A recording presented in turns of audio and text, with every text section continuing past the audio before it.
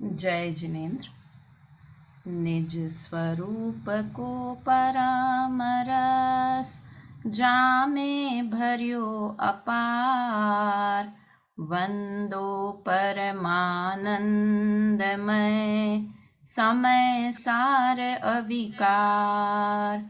कुंद कुंद मुनि चंद्रवर, अमृत चंद्र मुनि। आत्मरसी बनारसी, वंदो पद अरविंद।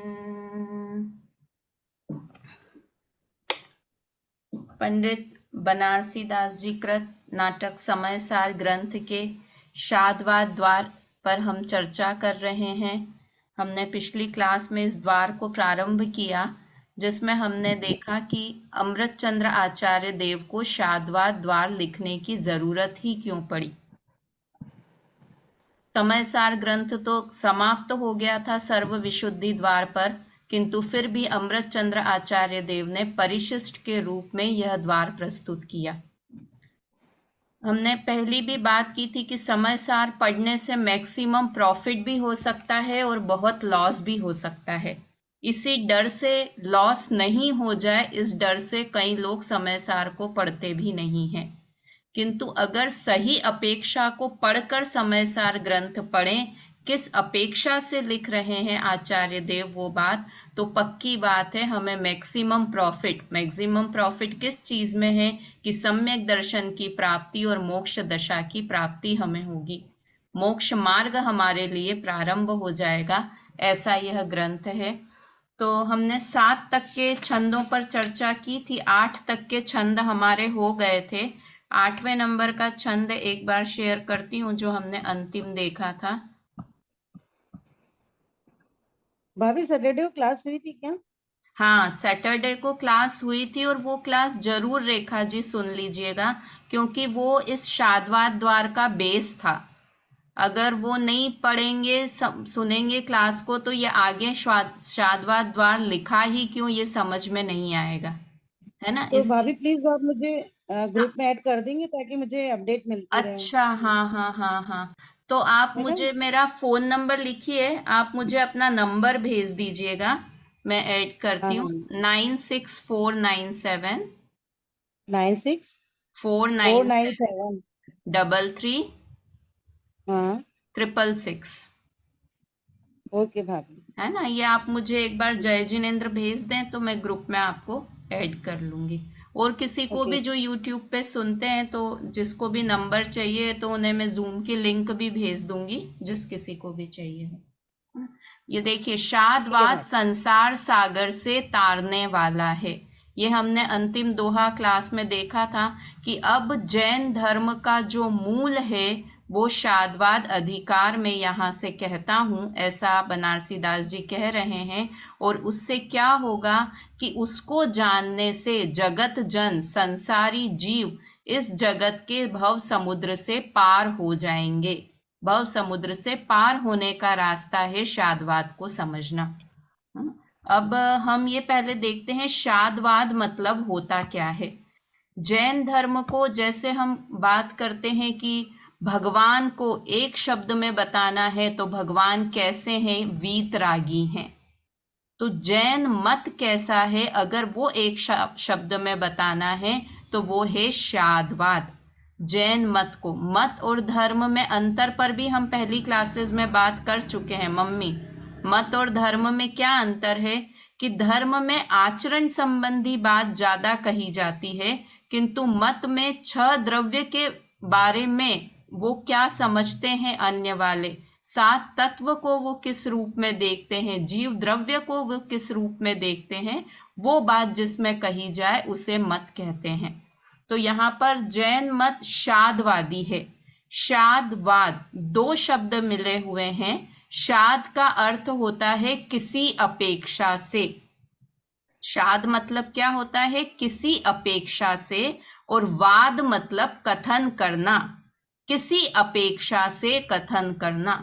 तो हम ये कहें कि हमको कोई अपेक्षा लगाने की जरूरत नहीं है, हम तो डायरेक्ट बोल देते हैं कोई भी बात कि तुम मेरी बेटी हो मम्मी, ऐसा डायरेक्ट बोल दिया, हमने क्या अपेक्षा लगाई इसमें कि उसमें हम बोलते हैं, किंतु एक सेंटेंस में अपेक्षा अपने आप निहित होती है।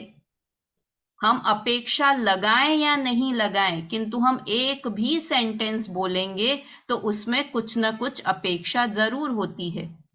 जैसे आपने कहा मेरी बेटी है, तो उस समय आप माँ की तरफ से माँ की अपेक्षा से मैं बेटी हूं, ऐसा समझना।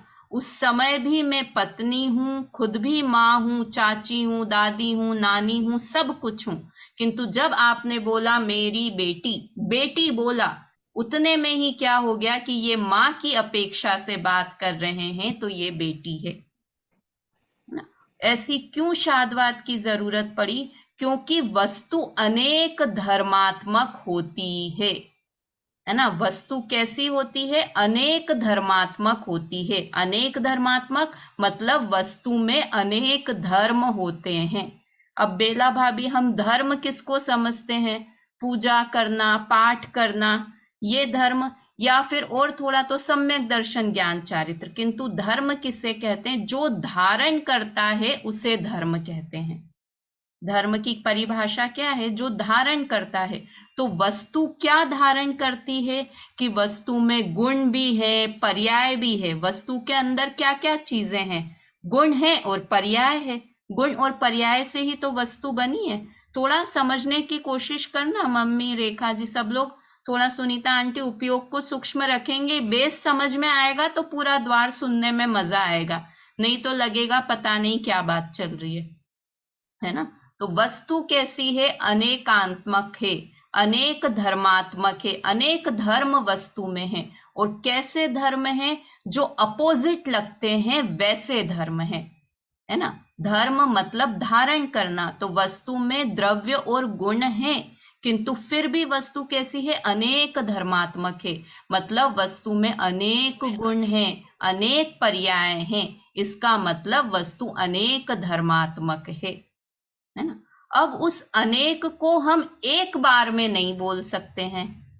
वस्तु में क्या है? सबसे पहली बात, वस्तु कैसी है? अनेक धर्म वाली है। अनेक धर्म वाली वस्तु है, किंतु जब बोलने की अपनी मर्यादा है। जब हम बोलेंगे तो एक साथ पूरी वस्तु के बारे में नहीं बोल सकते, एक साथ उस वस्तु के सारे गुण नहीं बता सकते हैं, है ना। रसगुल्ला खाया तो रसगुल्ले में कितने गुण हैं? गोल है, सफेद है, मीठा है, नरम है, कहाँ कौन सी जगह का बना हुआ है, कितनी सारी चीजें, कौन से दूध से बना हुआ है, कितनी सारी अपेक्षा से बात कर सकते हैं। किंतु जब मैंने रसगुल्ला खाया तो मैंने क्या बोला रेखा जी? अरे ये रसगुल्ला तो बहुत सॉफ्ट है। तो ये बोला तो उसका मतलब क्या हुआ? सॉफ्ट है, किंतु उसमें कुछ ना कुछ टेस्ट भी है। मैं तुरंत प्रश्न करूं कि रसगुल्ला आप कह रहे हैं रेखा जी कि सॉफ्ट है, तो क्या वो मीठा नहीं है? क्या? अरे है ना, मीठा भी है। अच्छा, वो शेप में नहीं है क्या? बड़ा छोटा नहीं है क्या? बड़ा है या छोटा है? तो हाँ, बड़ा भी है ना। है तो बहुत सारी चीजें, किंतु हम बोल एक बार में एक ही चीज पाते हैं। जब मैं उसके सॉफ्टनेस की बात कर रही हूँ रसगुल्ले की, मतलब मैं उसके स्पर्श गुण के बारे में बात कर रही हूँ। हल्का, भारी, रूखा, चिकना, कड़ा, नरम। सॉफ्ट है मतलब नरम है, तब मैं उसके स्पर्श गुण की बात कर रही हूँ। स्पर्श गुण की अपेक्षा से वो रसगुल्ला नरम है, रस गुण की अपेक्षा से वो रसगुल्ला मीठा है। जब रस गुण को मुख्य करके मैं बात करूंगी तो कहूंगी ये मीठा है ना। उसके आकार को मुख्य करके मैं बात कहूंगी तो कहूंगी ये रसगुल्ला बहुत बड़ा है। तो मैं बोल रही हूं तो किसी न किसी अपेक्षा से बोल रही हूं। और शादवाद भी वही कहता है कि जब आप कह रहे हो जीव कैसा है, तो किस अपेक्षा से बात कर रहे हो, आचार्य किस अपेक्षा से बोलना चाह रहे हैं, वो समझना बहुत जरूरी है ना। अब देखो हमें कहाँ कहाँ कंफ्यूजन होता है। हमें यहाँ पर तो हम धर्म पढ़ रहे हैं, तो हमें ये तो देखना नहीं है कि रसगुल्ला मीठा है, गोल है, तुम माँ हो, बेटी हो। हमें किसके बारे में समझना है? जीव के बारे में। क्योंकि मैं जीव हूं, मैं रसगुल्ला नहीं हूं, मैं पूजा नहीं हूं, मैं कौन हूं? जीव हूं। इसलिए हम यहाँ पर किसकी बात करेंगे? देखो पहली लाइन में लिखा उसने, शिष्य कहे स्वामी जीव। वो शिष्य समझदार है, वो रसगुल्ले के बारे में नहीं जानना चाह रहा है। वो सुनीता आंटी कौन है, किसकी बेटी है, किसकी मम्मी है, किसकी पत्नी है, वो जानना नहीं चाह रहा है शिष्य। शिष्य किसके बारे में जानना चाह रहा है? जीव के बारे में, अपने बारे में, कि मैं कौन हूं। मैं कभी तो ऐसा लगता हूं, कभी ऐसा लगता हूं, तो मैं वास्तव में कौन हूं। इसका समाधान यहाँ पर शाद्वाद द्वार में कर रहे हैं। देखिए 9 नंबर का छंद है, एक साथ बोलते हैं। बहुत इंटरेस्टिंग द्वार है ये, बस थोड़ा सा इंटरेस्ट लेके सुनोगे। सबसे अच्छा समझ में कब आता है? जब रुचि पूर्वक सुनोगे तो सब चीजें समझ में आएंगी, और भार समझ के समझोगे तो कुछ भी चीज समझ नहीं आएगी, है ना। इसमें हम सप्तभंग की भी बात करेंगे। अभी आगे के छंद में सप्तभंग के नाम भी आएंगे, कौन कौन से सप्तभंग होते हैं। चलिए अभी बोलते हैं 9 नंबर का छंद। शिष्य कहे स्वामी जीव स्वाधीन की पराधीन, जीव एक है कि दो अनेक मानी लीजिए, जीव है सदीव की दो नाही है जगत माही, जीव अविनश्वर की नश्वर कहीजिए, सतगुरु कहे जीव है सदीव निजाधीन, एक अविनश्वर दरव दृष्टि दीजिए, जीव पराधीन क्षीण भंगुर अनेक रूप, नाही जहां तहां पर जे प्रवान कीजिए। देखिए इसमें पूरा एक बार में शॉर्ट में समझिए पूरे द्वार में क्या आना है वो इस छंद में बता दिया है कि शिष्य प्रश्न करता है गुरु से कि हे गुरुदेव, स्वामी मतलब गुरु, शिष्य कहे स्वामी जीव स्वाधीन की पराधीन, जीव स्वाधीन है या पराधीन है। स्वाधीन और पराधीन प्रश्न कहाँ से आया? कि हम पहले द्वारों में पढ़ चुके हैं कि जीव कर्म से नहीं बंधता है, और हमने कभी पढ़ा है तत्वार सूत्र में कि जीव कर्मों से बंधता है, जीव कर्म के अधीन है। और आप यहाँ कह रहे थे कि जीव कर्म के अधीन नहीं है, कर्म अलग हैं, जीव अलग हैं। रेखा भाभी समझ में आ रहा है? बेला भाभी किसकी अपेक्षा से बात कर रहा है वो? कि आपने स्वाधीन है या पराधीन है, कर्मों की अपेक्षा है, कर्मों से बंधा हुआ है या नहीं है, या मुक्त है, स्वतंत्र है। आप एक बात बताएं। मैं 2 ग्रंथ पढ़ता हूं तो मुझे कंफ्यूजन हो जाता है। यहाँ समय सार में बता देते हैं कि द्रव्य कर्म भाव कर्म नहीं है, और मैं अभी मोक्ष शास्त्र पढ़ूंगा तो बता देंगे कि ये भाव से ये कर्म का बंधन होता है। तो पहला प्रश्न क्या किया उसने कि जीव स्वाधीन है या पराधीन, कर्मों के अधीन है या कर्म से के अधीन नहीं है। दूसरा प्रश्न उसने किया, जीव एक है कि दो अनेक मान लीजिए, जीव एक है या अनेक रूप है।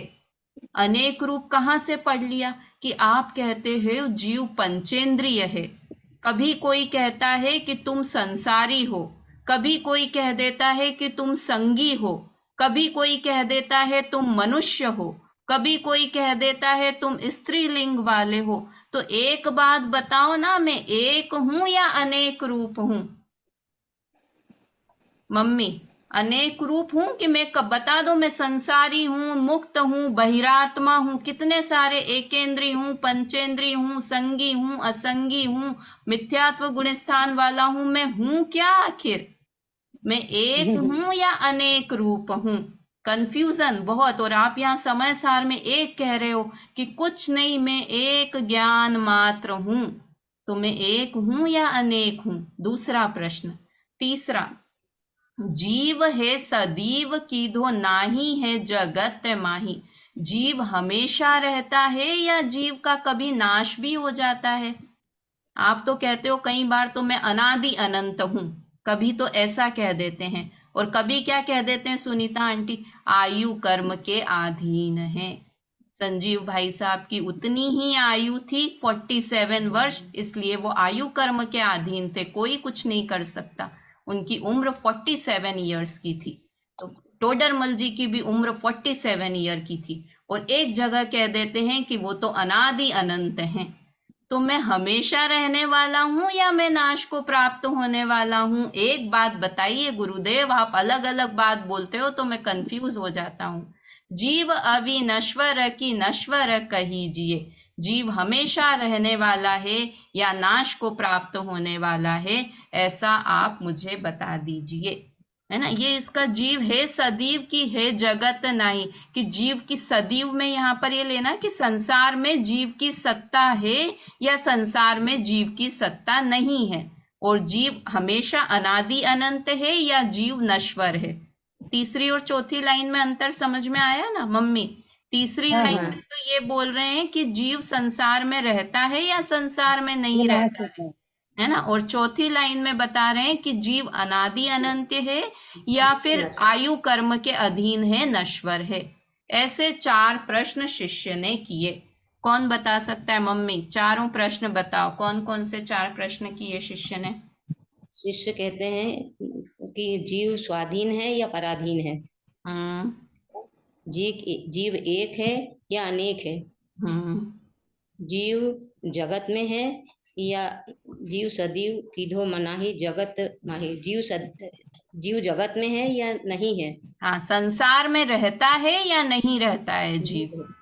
और जीव नश्वर है या अविनश्वर है। हाँ, ऐसे 4 तरह के प्रश्न उसने है। किए, है ना। स्वाधीन पराधीनता में रेखा जी क्या बात बोली, किस अपेक्षा से स्वाधीन पराधीनता पूछ रहा है वो? ये जीव शिष्य ही पूछ रहा है कि आत्मा स्वतंत्र है या कर्मों से बंधी हुई है। हाँ, वेरी गुड। कर्मों के अधीन है या कर्म ने आज तक टच नहीं किया है? एक और अनेक में क्या पूछ रहा है बेला भाभी? शिष्य क्या जानने की कोशिश कर रहा है? जीव जैसे पंचेंद्रिय है, स्त्री है या पुरुष है, या जीव एक ही है? हाँ, मतलब ज्ञान वाला, ज्ञान मात्र जीव है। कभी तो हम कह देते हैं जैसे सिद्ध भगवान है वैसा ही मैं हूं, जैसा एकेंद्रिय है वैसा ही मैं हूं, और कभी कह देते हैं कि अलग अलग है, वो एकेंद्रिय और मैं पंचेंद्रिय हूं। तो आप एक बात बताओ, एक हूं या अनेक हूं? हाँ, अविनश्वर नश्वर में क्या बताया सुनीता आंटी? जीव मतलब जीव निस्वर है या नस्वर है, मतलब संसार में रहता है या मतलब संसार से अलग है। नहीं, ये संसार में रहने नाश वाला, ये होता है। तीसरी लाइन थी। ये संसार में रहता है या संसार में नहीं रहता है? नश्वर मतलब अविनश्वर में जीव अनिश्वर है या नश्वर है, मतलब जीव का नाश होने वाला है या जीव सदा ही रहने वाला है। हाँ, मैं अनादि अनंत हूं या मेरी आयु कर्म के अधीन हूं मैं? आप ये बता दो कि मैं कितने वर्ष में मरने वाला हूं। कभी कह देते हो कि आयु कर्म 50 साल की है तो 50 साल रहेंगे, और कभी कहते हो मैं तो अनादि अनंत हूं। तो एक बात बताएं, इसमें से सच क्या है? ये तो शिष्य का प्रश्न हुआ। हमारा भी प्रश्न रहता है कि नहीं? हम खुद भी कंफ्यूज हो जाते हैं। अलग अलग ग्रंथ आचार्यों के अलग अलग लिखे होते हैं, तो हमको लगता है कि कभी कोई आचार्य तो क्या बोलते हैं, है ना। देखिए, तो अब क्या उत्तर देते हैं? सतगुरु कहे जीव है सदैव निजाधीन, एक अविनश्वर दरव दृष्टि दीजिए। 4 प्रश्न किए थे और उन्होंने 4 में से एक एक छांट लिए। क्या कहा? सतगुरु कहते हैं कि जीव सदैव है। तीसरी लाइन में लिखा है जीव सदैव है या नहीं है जगत में, तो उसका सदैव और जगत में नहीं है का क्या उत्तर लिया उन्होंने? सदैव है। सदैव मतलब हमेशा है, ठीक है। पहली लाइन में था स्वाधीन है या पराधीन है, तो उन्होंने निजाधीन बोले या स्वाधीन बोले, एक ही बात है। तो पहली लाइन में से उन्होंने लिखा जीव स्वाधीन है। फिर उसने लिखा था अविनश्वर है या नश्वर, तो उसने लिखा अविनश्वर है। और एक है कि अनेक, तो इसमें लिखा एक है। ठीक है, समझ में आए? 8 ऑप्शंस दिए थे, तो 8 में से एक एक चीजें चूज कर ली। और क्या लिखा? सबसे इंपॉर्टेंट, दरब दृष्टि दीजिए। द्रव्य दृष्टि से देखें तो ये 4 चीजें हैं। तो अब द्रव्य दृष्टि वाला खुश हो गया कि चलो मेरी बात। क्या 4 चीजें निकाली? पहली लाइन में से स्वाधीन है जीव, दूसरी लाइन में से एक है जीव, तीसरी लाइन में से सदैव हमेशा है जीव, और चौथी लाइन में से अविनश्वर है जीव। ऐसी 4 क्वालिटी जीव की है। तो कौन सी दृष्टि से, कौन से नए से, कौन सी अपेक्षा से, कि जब तुम द्रव्य की दृष्टि से देखोगे तो जीव ऐसा है। तो बाकी की 4 चीजें गलत हैं? तो उन्होंने कहा नहीं, जो बाकी की 4 चीजें बच गई हैं वो भी सही हैं। कौन सी 4 चीजें बच गई? कि जीव पराधीन भी है, स्वाधीन का उल्टा जीव पराधीन भी है ना।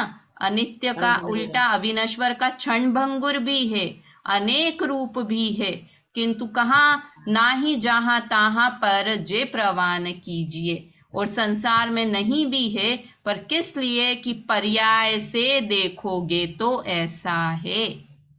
द्रव्य से देखोगे तो वैसी 4 चीजें हैं, और पर्याय से देखोगे तो ये 4 चीजें हैं। वास्तव में वस्तु है, जो मैं कह रही थी ना अपन पिछली, कि प्रमाण वाले द्रव्य को यहाँ उपस्थित कर रहे हैं। प्रमाण वाला द्रव्य मतलब क्या बेला भाभी? जिसमें द्रव्य, गुण, पर्याय तीनों चीज हैं, ऐसी वस्तु को प्रमाण बोलते हैं। किसको प्रमाण बोलते हैं? जिसमें द्रव्य भी है, गुण भी है और पर्याय भी है ना। तीनों समस्त चीजें हैं, तीनों चीजें हैं। हाँ, तीनों चीजें। वास्तव में ऐसा नहीं है कि एक द्रव्य अलग है, फिर उसमें गुण भी हैं और उसमें पर्याय भी हैं, है ना। जैसे अपन ऐसे बोलते हैं ना कि एक गुल्लक में बहुत सारे पैसे हैं, ऐसे में एक पहले आत्मा हूं, और उस आत्मा में ज्ञान नाम का एक सिक्का, दर्शन नाम का एक सिक्का, है ना, सुख नाम का एक सिक्का, ऐसे बहुत सारे गुण हैं। ऐसे गुण है मम्मी मेरे अंदर कि नहीं? ऐसे गुण नहीं है। कैसे गुण हैं? जैसे शक्कर के अंदर मिठास और सफेदी दोनों हैं। हम गुल्लक में से तो एक सिक्का निकाल सकते हैं, किंतु शक्कर में से मिठास नहीं निकाल सकते, शक्कर में से सफेदी नहीं निकाल सकते। मतलब वो द्रव्य बना हुआ ही गुण और पर्याय से है, उसका नाम द्रव्य है। समझ में आ रहा है ना कि वस्तु कैसी है? गुण पर्याय बोलते ही ना, गुण किसे? जो द्रव्य के संपूर्ण भागों और उसकी संपूर्ण अवस्थाओं में रहता है, उसे गुण कहते हैं। और द्रव्य किसे कहते हैं? किसे कहते हैं द्रव्य?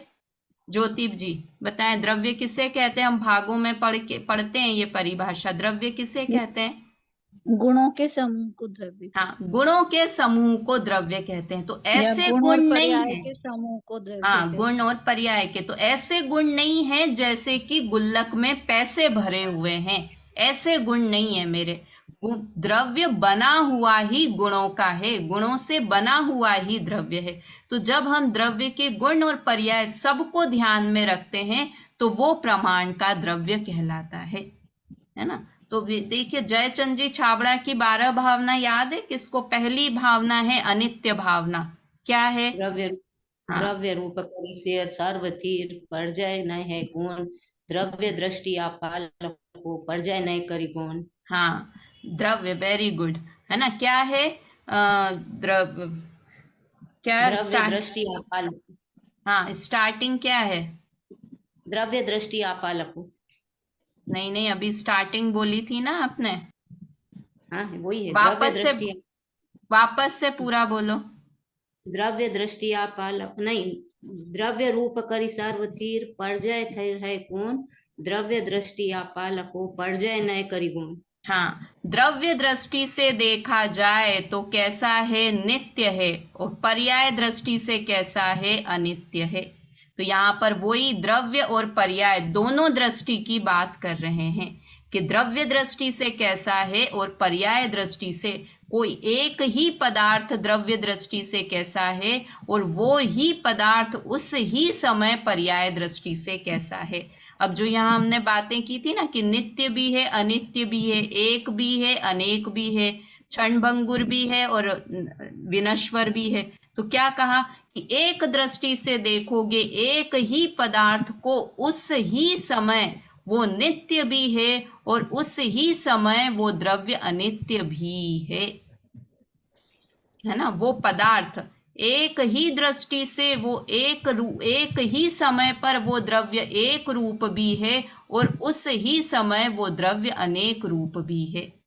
ऐसे यहाँ पर और द्रव्य और पर्याय दोनों को, गुण पर्याय द्रव्य सबको एक साथ समझना, उसे शाद्वाद कहते हैं। देखिए इसका अर्थ पढ़िए और फिर इस पे विशेष चर्चा करते हैं। रेखा जी अर्थ पढ़िए। शिक्षक पूछता है कि हे स्वामी, जगत में जीव स्वाधीन है कि पराधीन? जीव एक है अथवा अनेक? जीव सदाकाल है अथवा कभी जगत में नहीं रहता है? जीव अविनाशी है, उसका नाशवान है? श्री गुरु कहते हैं कि द्रव्य दृष्टि देखो तो बीच जीव सदाकाल है, स्वाधीन है, एक है और अविनाशी है, और प्राय दृष्टि से पराधीन, क्षणभंगुर, अनेक रूप और नाशवान है। तो जहां जिस अपेक्षा से कहा गया है उसका प्रमाण करना चाहिए। हाँ, मतलब जैसे वही अपन जो जयचंद जी छाबड़ा की देख रहे हैं कि द्रव्य रूप करी सर्वथिर, द्रव्य दृष्टि से देखो तो सब स्थिर हैं, सदा काल रहने वाले हैं, कोई भी विनाशिक नहीं है, और पर्याय दृष्टि से उसे देखेंगे तो हम क्षण भंगुर हैं। अब हमने जो 4 चीजें बात की थी कि पहला कहता है कि स्वाधीन है या पराधीन है, पहला प्रश्न था, तो उसका उत्तर क्या है कि अगर हम द्रव्य दृष्टि से देखेंगे तो जीव स्वाधीन है, किंतु पर्याय दृष्टि से देखेंगे तो कर्मों के अधीन है। दूसरा प्रश्न, जीव एक है या अनेक है? तो द्रव्य दृष्टि से देखेंगे तो जीव एक ही है, किंतु पर्याय दृष्टि से देखेंगे तो जीव अनेक है। अनेक है मतलब जीव की अनेक पर्याय होती हैं, और द्रव्य कैसा है कि जीव एक ही द्रव्य रहता है। फिर तीसरा, जीव सदाकाल जगत में रहता है या नहीं रहता है? कि जगत में रहता है, कि द्रव्य दृष्टि से देखेंगे तो वो अपने असंख्यात प्रदेशों में रहता है, अपने ही असंख्यात प्रदेशों में, और पर्याय दृष्टि से देखेंगे तो कहेंगे हाँ, आकाश द्रव्य के क्षेत्र में जीव रहता है। चौथा, जीव अविनश्वर है या नश्वर है? तो द्रव्य दृष्टि से देखेंगे तो जीव अविनश्वर है, किंतु पर्याय दृष्टि से देखेंगे तो पर्याय नाशवान है। ये मनुष्य पर्याय है, ये नाशवान है। तो अगर इन दोनों को समझेंगे तो हम वस्तु में कभी भ्रमित नहीं होंगे, कभी दुखी नहीं होंगे, सही तरह से वस्तु को समझ पाएंगे। विशेष पढ़िए ज्योति जी, विशेष पढ़िए। विशेष, जब जीव की कर्म रहित शुद्ध अवस्था पर दृष्टि डाली जाती है तब वह स्वाधीन है, पर उसकी कर्माधीन दशा पर ध्यान दिया जाता है तब वह पराधीन है। लक्षण की दृष्टि से सब जीव द्रव्य एक हैं, संख्या की दृष्टि से अनेक हैं। जीव था, जीव है, जीव रहेगा, इस दृष्टि से जीव सदाकाल है। जीव गति से गत्यांतर में जाता है, इसलिए एक गति में सदाकाल नहीं है।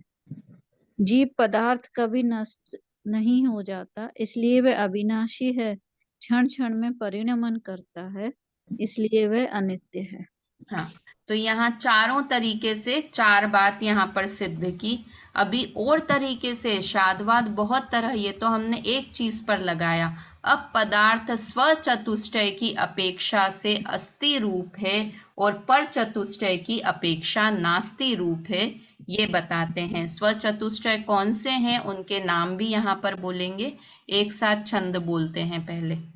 द्रव खेत काल भाव चारों भेद वस्तु ही में अपने चतुष्क वस्तु अस्ति रूप मानिए, पर के चतुष्क वस्तु नास्ति नियत अंग, ताको भेद दर्व पर जाई मध्य जानिए। दरव तो वस्तु खेत सत्ता भूमि काल चाल, स्वभाव सहज मूल सकति बखानिए। याही भांति पर विकल्प बुद्धि कल्पना, व्यवहार दृष्टि अंश भेद पर वानिए। बोरियत तो नहीं हो रही है? विषय में बोरियत तो नहीं लग रही है रेखा जी? बहुत अच्छा लग रहा है। नहीं इंटरेस्टिंग। हाँ, इंटरेस्टिंग, इंटरेस्ट लेके, क्योंकि ये मत की बात कर रहे हैं ना, तो अनेक मतों की बात करेंगे। अब हम वस्तु को कैसा समझें। द्रव खेत काल भाव चारों भेद वस्तु ही में, एक वस्तु को हम 4 तरीके से समझ सकते हैं। द्रव्य, खेत मतलब क्षेत्र, काल और भाव। एक वस्तु में 4 चीजें हैं, द्रव्य, क्षेत्र, काल, भाव, वो उसके चतुष्टय कहे जाते हैं। अपने चतुष्टय का वस्तु अस्थि रूप मानिए और अपने चतुष्टय की अपेक्षा से उस वस्तु की अस्थि है, मतलब अपने चतुष्टय रूप हर वस्तु है। अब द्रव्य क्या, क्षेत्र क्या, काल क्या, भाव क्या, ये अपन बात करते हैं। पर के चतुष्टय का वस्तु नास्ति नियत अंग, किंतु पर के चतुष्टय की अपेक्षा से बात करेंगे तो उस ही समय वो वस्तु नास्ति रूप है। मतलब एक वस्तु अपने स्व चतुष्टय से अस्थि रूप है और पर चतुष्टय की अपेक्षा से नास्ति रूप है। अब लगेगा कितनी सरल सी बात है, इसमें क्या समझाने की बात है। हमको भी पता है कि हम अपने रूप हैं, मोबाइल रूप नहीं है, किंतु ऐसा मानते नहीं है, बोलने के लिए हम बोल देते हैं, है ना। ताको भेद द्रव्य पर जाए मध्य जानिए, और उसका भेद द्रव्य और पर्याय में समझना चाहिए। ये अपन मैं कल एक चार्ट शेयर करूंगी आप लोगों के साथ व्हाट्सएप पे, तो उसको देखना। फिर हम द्रव्य, जैसे इसमें ना द्रव्य और पर्याय, तो द्रव्य अपेक्षा से द्रव्य, क्षेत्र, काल, भाव, फिर पर्याय अपेक्षा से द्रव्य, क्षेत्र, काल, भाव, ऐसे 8 भेदों पर कल हम चर्चा करेंगे। अभी आज नहीं बता रही हूँ, क्योंकि आपके सामने चार्ट रहेगा तो बहुत इजी होगा समझने के लिए, है ना। तो क्या बोले, एक वस्तु के 4 चतुष्टय कौन से, द्रव्य, क्षेत्र, काल, भाव, और हर वस्तु अपने चतुष्टय से अस्थि रूप है और दूसरों के चतुष्टय से नास्ति रूप है। देखो अपन जैसे केला है, वो केला ही है ना, उसमें केले की लंबाई, चौड़ाई, मीठापन सब है, किंतु वो केला आम नहीं है, ये भी केले की खासियत है। क्या कहा, केला आम रूप से नहीं है, ये भी केले की खासियत है। आम आम ही है, एप्पल नहीं है, एप्पल एप्पल ही है, अंगूर नहीं है। हर पदार्थ अपने अपने चतुष्टय से है और पर चतुष्टय से नहीं है। कब पर चतुष्टय से नहीं है, कि सदा काल जिस समय वो अपने चतुष्टय, अपने द्रव्य, क्षेत्र, काल, भाव से है, उस ही समय दूसरे के द्रव्य, क्षेत्र, काल, भाव से नहीं है। समझ में आया क्या कह रहे हैं? मतलब एक ही समय उसमें अस्थि धर्म भी है और उस ही समय उस पदार्थ में नास्ति धर्म भी है।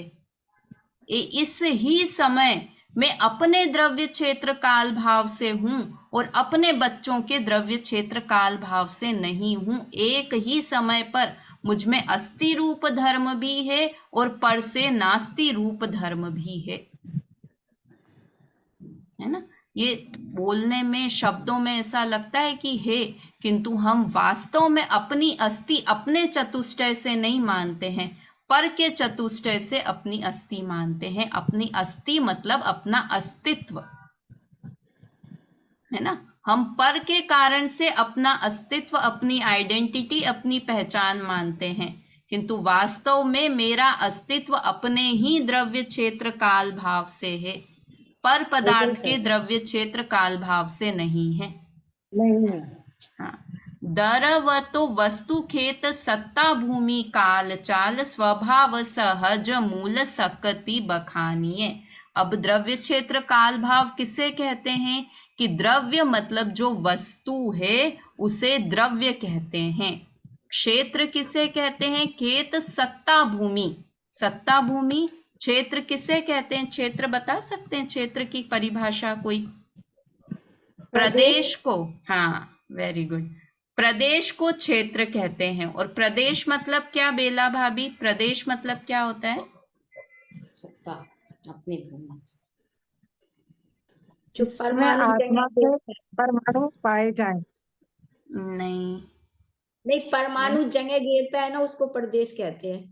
और हाँ, थोड़ा सा और अच्छे से परिभाषा ध्यान है किसी को?